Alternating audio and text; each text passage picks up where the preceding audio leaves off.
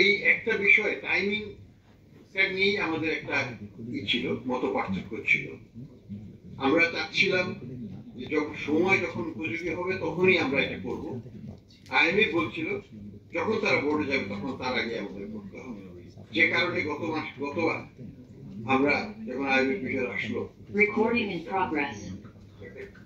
এটা করতে আমরা করি না। আমরা বলেছি যে আমাদের এখনো অর্থনৈতিক পরিবেশ, আমাদের সামগ্রিক অর্থনৈতিক স্থিতিশীলতা পর্যাপ্ত হয় নাই। We are not ready. এখন আমরা মনে করছি যে আমরা আমাদের অবস্থা অনেক স্থিতিশীল হয়েছে, আমরা এখন রেডি ফর সেই কারণে আমরা এই সিদ্ধান্ত নিয়েছি এবং আশা করি আমাদের সিদ্ধান্ত সঠিক এবং বাজার আমাদেরকে সাপোর্ট করবে। বাজার যতদিন পর্যন্ত স্টেবল ছিল কোনো হস্তক্ষেপ ছাড়াই এবং সেইভাবেই বাজার চলবে, কোনো হস্তক্ষেপ ছাড়াই। স্যার, আমার নাম মাসুমি, আমি চ্যানেল 24 কাজ করি স্যার।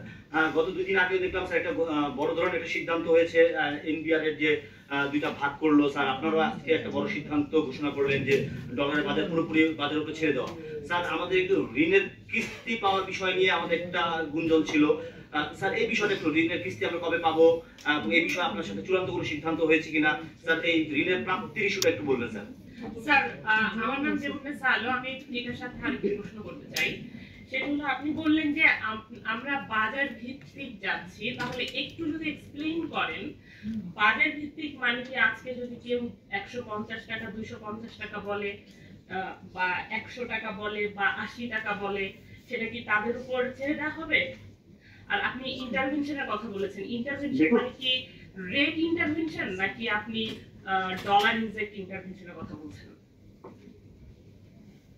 দেখুন, আপনি প্রথম প্রশ্ন জবাব দিয়ে নি। আমরা আমাদের সবগুলো ক্রেডিটর যারা আছেন, আমাদের ডেভেলপমেন্ট পার্টনার, তারা কারা? তারা হচ্ছে বিশ্বব্যাংক, IFC, IMF, Asian development bank, Asian infrastructure investment bank এবং চাইনা।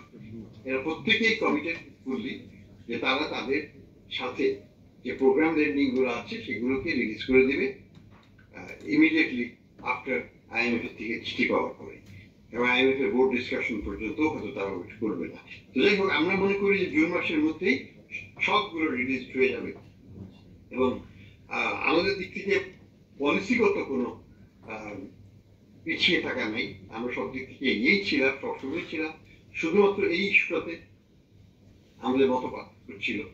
আমরা অনেক কিছু সময় দিয়েছি, আমাদের দিক থেকে সময়টা নিচ্ছি, ওদের দিক থেকে নয়। এবং যখন আমরা মনে করছি যে আমাদের অবস্থা এখন ভালো